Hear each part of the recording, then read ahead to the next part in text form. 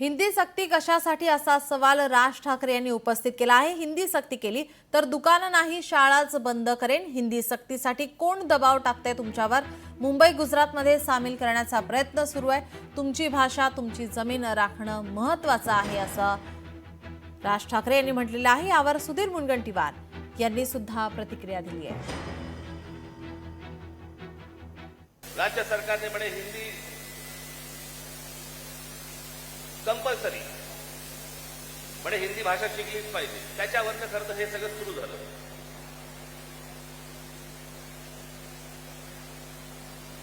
काल आमचे जे मुख्यमंत्री महाराष्ट्र राज्याचे देवेंद्र फडणवीस त्यांनी काल सांगितलं म्हणे तिसरी हिंदी भाषा आम्ही सक्तीची करणार म्हणजे करणार।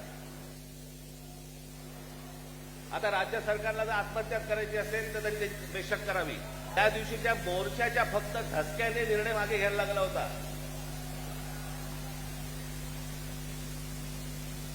फडणवीसजी तुम्ही सांगताय ना की तिसरी भाषा आम्ही सक्तीची आणणार म्हणजे आणणार।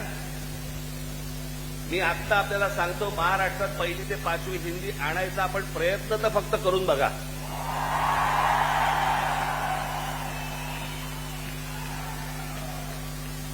दुकानं नाही शाळाही बंद करीन। जेवढा निधी लागेल तेवढा महाराष्ट्र सरकार देईल।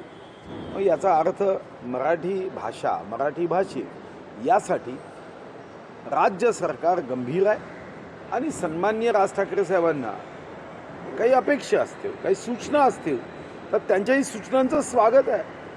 शेवटी हा राज्यात कोणत्याही पक्षाचा कोणत्याही व्यक्ती असू द्या हृदयामध्ये आणि ओठामध्ये मराठी भाषा घेऊनच त्याचं प्रेम घेऊनच त्याला पुढे जायचं आहे। लहानपणी इथं शिकायचं असेल तर मराठी शिकावंच लागते। त्यामुळे मराठी सक्तीची आहेच। नाही ठीक आहे त्यांनी काय भाषा वापरायची हा त्या पक्षाच्या संस्काराचा भाग आहे। जसे संस्कार तसे उच्चार।